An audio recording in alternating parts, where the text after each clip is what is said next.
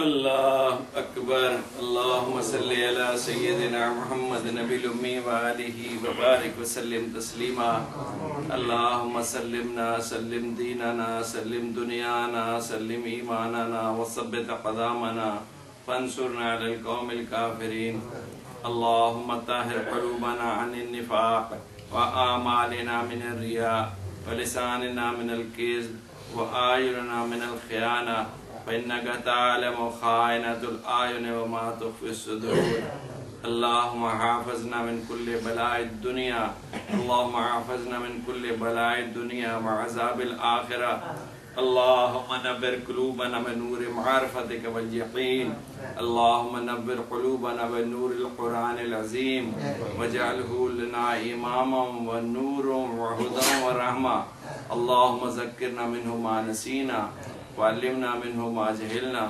وارزقنا تلاوته آناء الليل وآناء النهار واجعله لنا حجة يا رب العالمين اللهم رب الناس اذهب الباس واشف انت الشافي لا شفاء الا شفاؤك شفاء لا يغادر سقما یا اللہ ہمارے حال پہ رحم فرما ہر قسم کی عافیت سہولت اور سلامتی نصیب فرما ہر قسم کے شر شرور فتنہ و حسد سے ہماری حفاظت فرما یا اللہ جو ساتھی بیمار ہیں بالخصوص ہمارے حضرت مدظ اللہ العالی کو شفائے کاملہ عاجلہ مستمرہ عطا فرما یا اللہ عمر اور صحت میں برکت عطا فرما یا اللہ جن بچوں نے امتحان دیے ہیں یا دینے یا دے چکے ہیں سب کو شاندار قابل فخر کامیابیوں سے ہمکنار فرما یا اللہ جو تنگ دستوں کو فراخ دستی نصیب فرما جو بے اولاد ہیں نیک صالح طیب اولاد عطا فرما اولاد والوں کی اولادوں کو نیک اور متقیوں کا امام بنا